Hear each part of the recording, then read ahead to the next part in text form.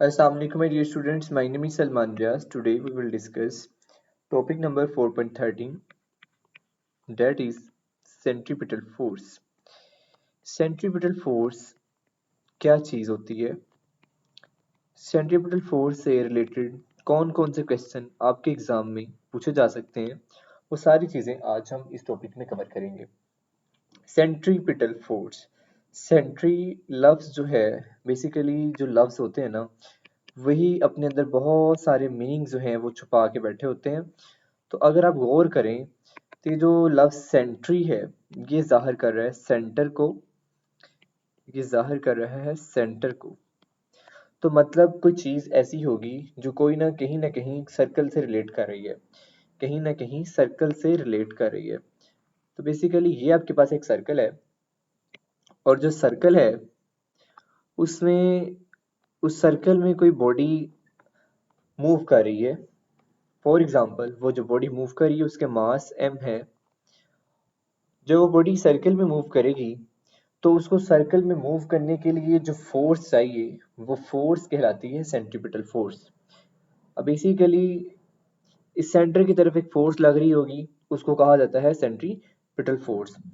और अगर मैं बात करूं तो ये बॉडी का जो वेलोसिटी है, जो टेंजेंशियल वेलोसिटी है, वो अलोंग द टेंजेंट लगेगी, और जो सेंट्रीपिटल फोर्स है वो टुवर्ड्स द सेंटर लगेगी। ये हमारे पास टेंजेंशियल वेलोसिटी है जो कि along the tangent of the circle लगेगी, और जो सेंट्रीपिटल फोर्स है वो टुवर्ड्स द सेंटर लगेगी। तो सेंट्रीपिटल फोर्स की डेफिनेशन कुछ इस तरह से है: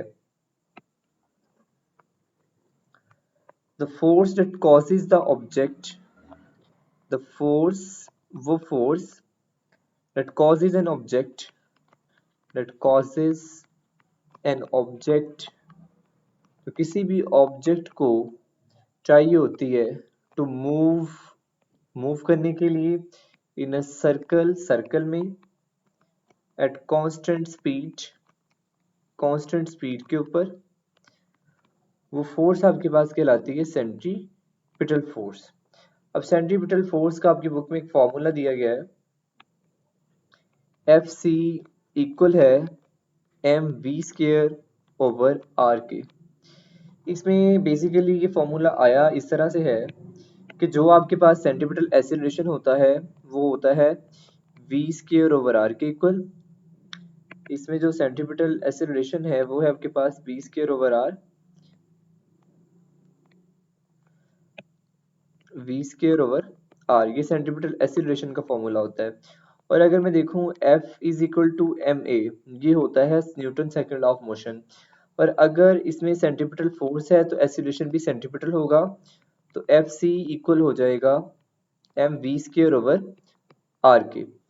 तो अगर बात करें, जो सेंट्रीपिटल फोर्स है वो इक्वल होती है M V square over R के। इस फॉर्मूला से मैं तीन चार बातें कह सकता हूँ।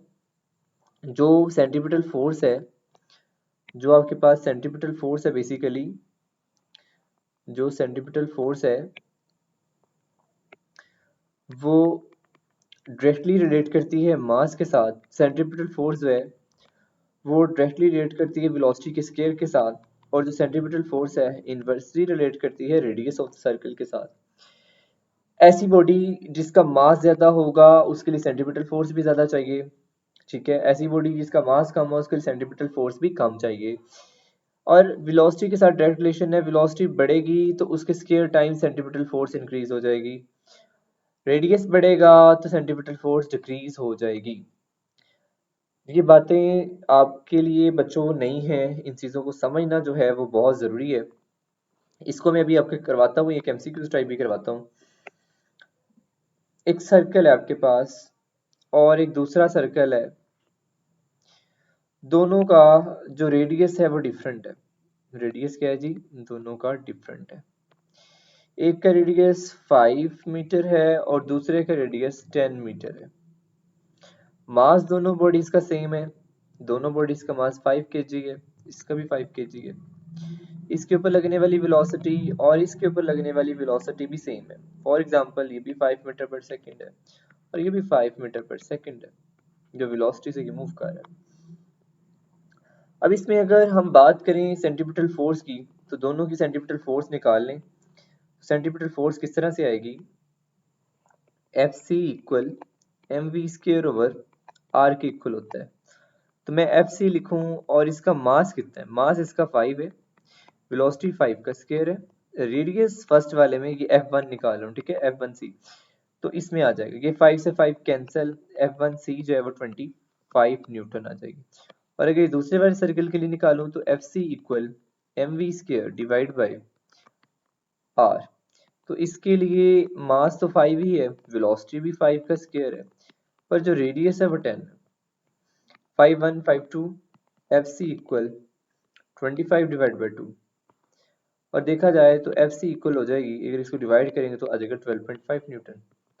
अब आप खुद देख सकते हो, जैसे ही मैंने रेडियस को बढ़ाया, जैसे ही रेडियस को बढ़ाया, तो जो सेंट्रीपिटल फोर्स है, जो जैसे मैंने रेडियस को इंक्रीज किया, जो सेंट्रीपिटल फोर्स है वो फर्स्ट वाली फोर्स की निस्बत उसका हाफ हो गई। रेडियस बढ़ाने से सेंट्रीपिटल फोर्स जो है वो डिक्रीज हो जाती है। सेंट्रीपिटल फोर्स क्या हो जाती है, डिक्रीज हो जाती है। बेसिकली ये एरो डाउनवर्ड लगना था, जब रेडियस को इंक्रीज करेंगे तो सेंट्रीपिटल फोर्स क्या हो जाएगी, डिक्रीज हो जाएगी। और इसी तरह से अगर मैं वेलोसिटी के लिए एक एग्जांपल आपके साथ डिस्कस करूं, मैं कहता हूं first of all its velocity अगर v1 जो थी वो फर्स्ट ऑफ ऑल थी 4 मीटर पर सेकंड। पर लेकिन लेटर ऑन क्या हुआ, लेटर ऑन ये हुआ कि आपने उसकी वेलोसिटी को इंक्रीज कर दिया, 4 से बढ़ा के आपने 8 मीटर पर सेकंड कर दिया। मास भी सेम है, रेडियस भी सेम है, बताएं क्या चेंज आएगा सेंट्रीपिटल फोर्स में। मैंने अभी बताया सेंट्रीपिटल फोर्स डायरेक्टली रिलेट करती है v स्क्वायर के साथ। अगर मैं इसको v1 कह रहा हूँ तो इसको f1 कह देता हूँ, अगर इसको कह रहा हूँ तो 4 का स्केल ले लेता हूँ। f1 है मेरे पास जी 16 न्यूटन, और जो f2 है, अगर f2 की बात करूँ तो उसमें मेरे पास वेलोसिटी को मैंने डबल कर दिया था, वेलोसिटी को मैंने क्या कर दिया था, डबल कर दिया था। अगर डबल किया तो मुझे लिखना पड़ेगा 8 का स्क्वायर, तो F2 हो जाएगी मेरे पास 64 न्यूटन। अब आप देख सकते हो, अगर वेलोसिटी को डबल किया, अगर वेलोसिटी को डबल किया है तो जो फोर्स है वो 4 टाइम्स इंक्रीज हो गई है। कितने टाइम्स इंक्रीज हो गई है, 4 टाइम्स इंक्रीज हो गई। अगर वेलोसिटी को डबल करते हैं तो सेंट्रीपिटल फोर्स 4 टाइम्स इंक्रीज हो जाएगी। तो इसी तरह से रेडियस के साथ भी आपने देख लिया, और मास के साथ भी यही सीन होगा। अगर किसी बॉडी का मास कम है तो उसके लिए सेंट्रीपिटल फोर्स कम चाहिए होगी, अगर ज़्यादा है तो उसके लिए सेंट्रीपिटल फोर्स भी ज़्यादा चाहिए होगी।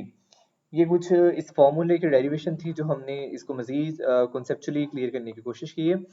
नेक्स्ट इसकी जो आपकी डेली लाइफ में सेंट्रीपिटल फोर्स बेसिकली आती कहाँ से है, वो चीज़ देखें। एक सर्कल है जिसमें आपने क्या किया है, एक सर्कल है और यहाँ एक स्टोन आपने बांधा है। ये जो स्ट्रिंग है, ये क्या है, स्ट्रिंग, ये रस्सी है, ये क्या है, रस्सी है। सेंट्रीपिटल फोर्स एज इट खुद कुछ नहीं होती, ये जो नेसेसरी सेंट्रीपिटल फोर्स है ये डिपेंड करता है किस चीज़ पे लग रही है। तो वो जो चीज़ होगी जिसमें सेंट्रीपिटल फोर्स जो जिस चीज़ पे लग रही है और जो उसके साथ कनेक्शन है वो उसको प्रोवाइड करता है। जैसे अब इसमें इस केस में स्ट्रिंग है और ये स्टोन है, तो यहाँ जो स्ट्रिंग में टेंशन होगी, जो टेंशन होगी वही नेसेसरी सेंट्रीपिटल फोर्स प्रोवाइड करेगी।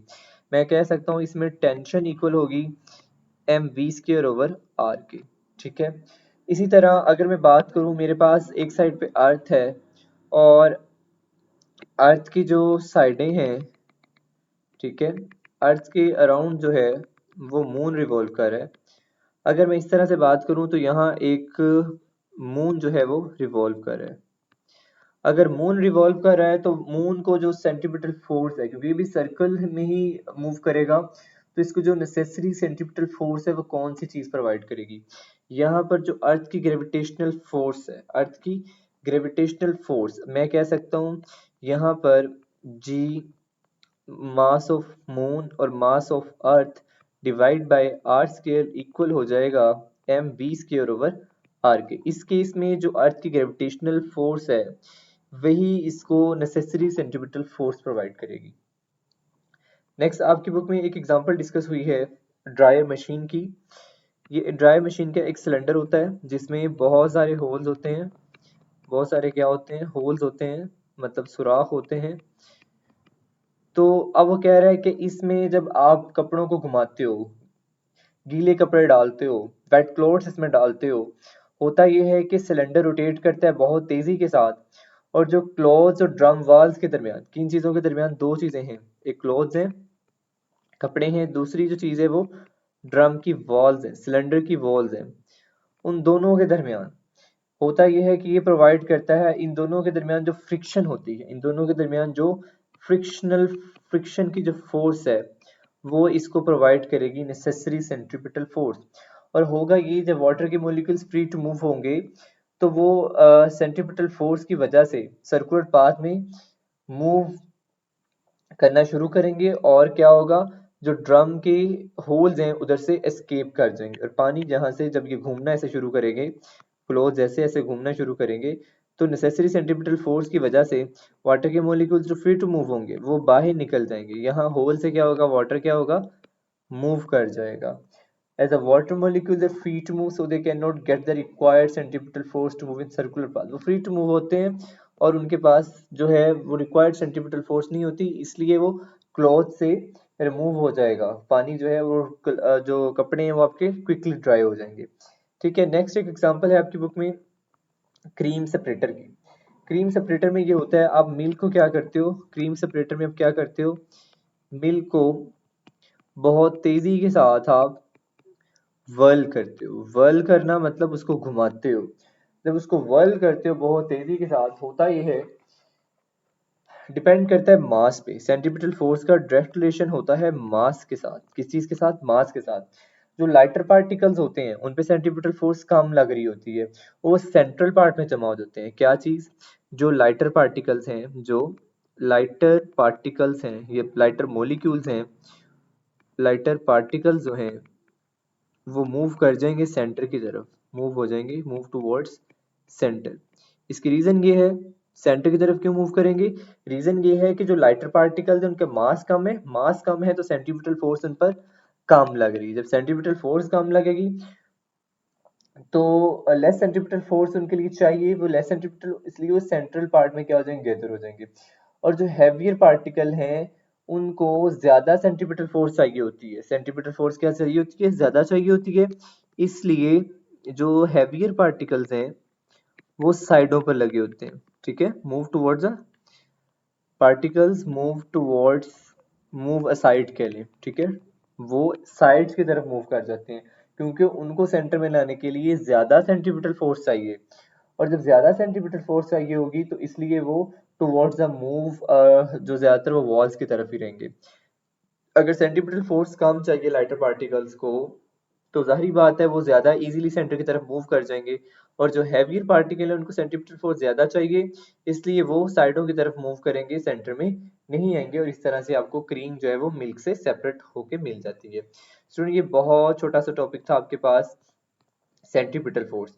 और अगर इसको मैं क्विकली रिवाइज करूं, सेंट्रीपिटल फोर्स एक ऐसी फोर्स होती है जो किसी भी ऑब्जेक्ट को सर्कल में मूव करवाने के लिए चाहिए होती है, इसका फॉर्मूला होता है mv²/r। मैं कह सकता हूँ सेंट्रीपिटल फोर्स का मास के साथ डायरेक्ट रिलेशन है, v² के साथ डायरेक्ट रिलेशन है, और रेडियस के साथ इनवर्स रिलेशन है, रेडियस को बढ़ाएंगे सेंट्रीपिटल फोर्स कम होगी, वेलोसिटी को अगर आपने कुछ भी 2 टाइम्स डबल किया है तो सेंट्रीपिटल फोर्स 4 टाइम्स इंक्रीज कर जाएगी, अगर 3 टाइम किया है तो 3 टाइम का स्केयर मतलब 9 टाइम्स इंक्रीज हो जाएगा, जो भी नंबर दिया होगा, डबल दिया है या 3 टाइम्स, उसका अपने स्केयर लेके फिर बताना है कि सेंट्रीपिटल फोर्स पे क्या असर होगा।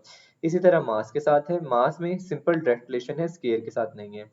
ये कुछ एग्जांपल्स जो मैंने डिस्कस किए हैं। उसके बाद स्ट्रिंग में टेंशन प्रोवाइड करती है, और अर्थ जो, अगर अर्थ की कोई चीज मूव कर रही है तो वो उसकी ग्रेविटेशनल फोर्स प्रोवाइड करेगी। और इसी तरह आपके पास ये एक एग्जांपल थी ड्राई मशीन की, जिसमें जो है बहुत सारे होल्स होते हैं सिलेंडर में, और उसमें जो क्लोज के दरमियान और ड्रम वाल्स के दरमियान फ्रिक्शन होती है वो नेसेसरी सेंट्रीपिटल फोर्स प्रोवाइड करती है।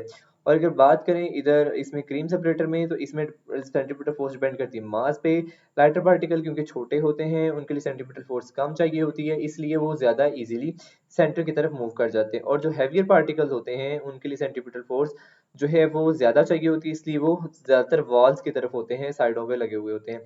इस तरह आप जो है वो करीम को मिल्क से सेपरेट कर लेते हो। तो ये बहुत छोटा सा टॉपिक था, I hope so you have the clear understanding of this topic. Meet you in the next video. Okay, अल्लाह हाफिज।